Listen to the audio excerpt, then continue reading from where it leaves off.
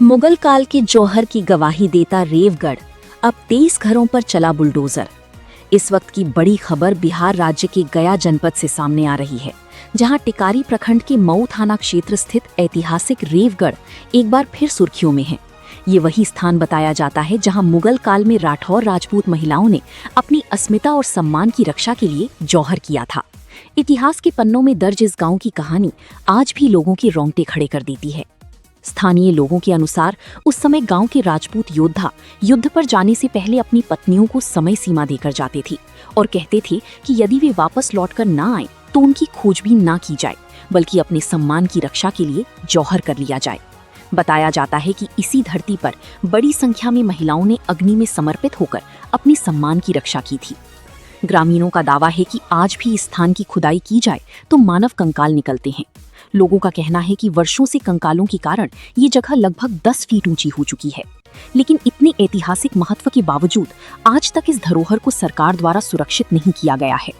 वहीं अब यही रेवगढ़ गांव एक और वजह से चर्चा में है। गांव में एक साथ 23 घरों पर बुलडोजर कार्रवाई चल रही है, जिससे स्थानीय लोगों में भारी आक्रोश और दहशत का माहौल है। फास्ट न्यूज इंडिया की टीम मौके पर पहुंची और हालात का जायजा लिया। इतिहास, आस्था और वर्तमान विवाद के बीच घिरा रेवगढ़ आज कई सवाल खड़े कर रहा है। आखिर इतने महत्वपूर्ण ऐतिहासिक स्थल को अब तक संरक्षण क्यों नहीं मिला और बुलडोजर कार्रवाई के पीछे की पूरी सच्चाई क्या है? देखिए टिकारी थाना चैनल इंचार्ज अजय सिंह की ये खास रिपोर्ट। चैनल को सब्सक्राइब, लाइक, कमेंट, शेयर करना ना भूलें। अधिक जानकारी के लिए www.fastnewsindia.co पर विजिट करें या 9454194001 पर न्यूज लिखकर व्हाट्सएप करें। नमस्कार, मैं हूं अजय सिंह और अभी आप देख रहे हैं फास्ट न्यूज इंडिया।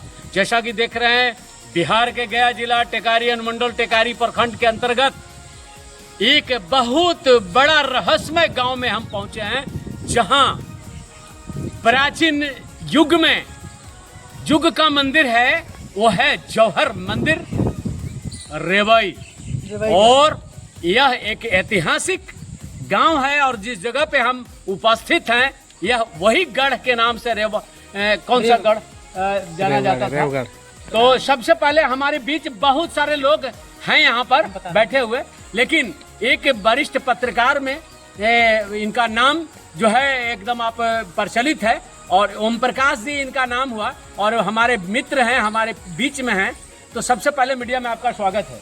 धन्यवाद सर। और आप जो दृश्य दिखाने के लिए आज आए हैं रेवगढ़, इसे रेवई आज नाम से जाना जाता है, रेवई गांव के नाम से, लेकिन ये रेवगढ़ कहा जाता था। और ये आप दिखाइएगा, ये जो गढ़ है रेवगढ़ के नाम से जाना जाता है। आज भी एक गढ़ के ऊपर ही ऊंचा है, थोड़ा सा उधर दिखलाइएगा। देखिए उधर में अगर आप देखिएगा तो नीचा है, वो जो आप देख रहे हैं नीचा है, कि मतलब यहाँ से कम 10 फीट डाउन में है और एक देखिए 10 फीट ऊंचा में है। अब इसका कहानी है कि रेवगढ़ ये जो है पहले के ज़माना में जब राजपूत समाज के जो बेटा हैं वो युद्ध करने के लिए जाते थे, तो उनका जो पत्नी होते थे वो घर पे इंतजार करते थे कि हमारे पति देव अब आएंगे। लेकिन जिस वक्त वो युद्ध के लिए जाते थे तो कह करके जाते थे कि हम इतना दिन में वापस यहाँ लौट आएंगे, अगर नहीं हम लौटते हैं तो आप मेरा इंतजार मत करना, क्योंकि ये समय सीमा मेरा है। तो समय सीमा एक दे करके जाते थे कि हम 2 वर्षों में आएंगे या 3 वर्षों में आएंगे, वो समय सीमा होता था।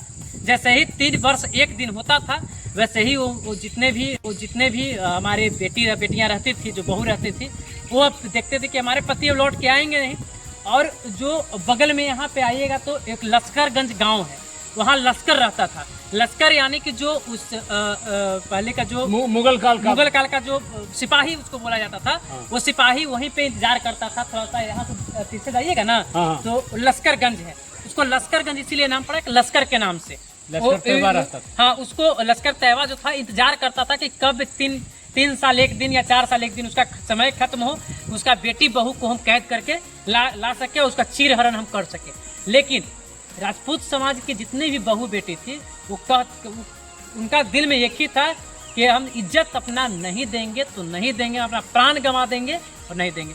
ये जो स्थान देख रहे हैं वही स्थान है जिससे कम 40 फीट इधर से चौला कुंड इधर आगे से है, 40 फीट इधर से है और 40 फीट इधर से है और 40 फीट इधर से है, मतलब चारों तरफ से।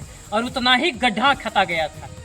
आप समझ सकते होंगे कि जब 40-50 फीट चौड़ा कुंड बनाया जाए और उतना ही गड्ढा किया जाए और उसमें कम से कम 10 फीट कोयला डाला गया और उस कोयला को दहकते हुए दहकाया गया। जब उसमें ज्वाला पैदा हुआ उसके बाद जितने भी जो राजपूत समाज के जो बहू थे, उनका जो पत्नी थी, जिनका पति युद्ध करने के लिए गए थे, वो सज धज के तैयार हो गई। जैसे एक जब सुहाग रात के दिन जैसे पत्नी एक संवरती है, सजती है, उसी प्रकार से उस सज सवर करके और इस जगह पे चारों तरफ दिखाइएगा। ये जो स्थान देख रहे हैं, घुमा करके आप कैमरामैन से चाहेंगे दिखाइएगा।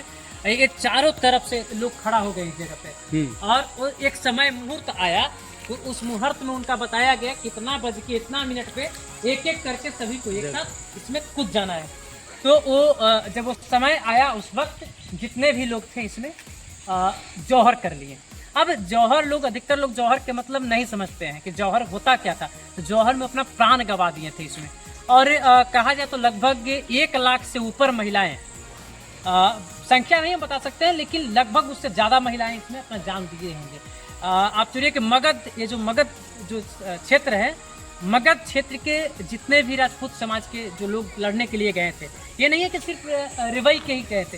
हाँ, रेवई इसलिए प्रचलित था, इसलिए यहाँ सब लोग जौहर किए थे कि यहाँ के एक राजा थे, वही जो राजा थे जो सभी का हेड थे और वो भी यहाँ से गए थे। तो लोग का था कि जब जहाँ का राजा होते थे वहीं लोग जौहर करते थे। तो यहाँ के राजा थे, तो जितने भी सारी जगह का था, सारी जगह का 2 दिन 4 दिन पहले ही, जैसे ही लास्ट टाइम होता था ना कि भाई इतना तारीख को हमारे पति का लास्ट टाइम होने वाला है, तो उसको 2 दिन पहले ही सब डोली से अपना यहाँ पहले के ज़माना में तो पैदल लोग नहीं चलते थे। राजपूत समाज के भी जितने भी बीबी होते थे, जितने भी पत्नी होते थे, तो उनको कहार द्वारा लाया जाता था डोली से, डोली खटोला से यहाँ आए और सभी आकर के इस गाँव में ये जो फील्ड आप देख रहे हैं, पहले इतिहास में भी, इसका इतिहास में भी दर्ज है कि आप जाइएगा तो टावर देखिए, तो जो लाइन जो गया है वो टावर का, वो उस वहाँ से लेकर के लगभग यहाँ से कम होगा तो आधा किलोमीटर एक थोड़ा सा या शेड जैसा बना हुआ है।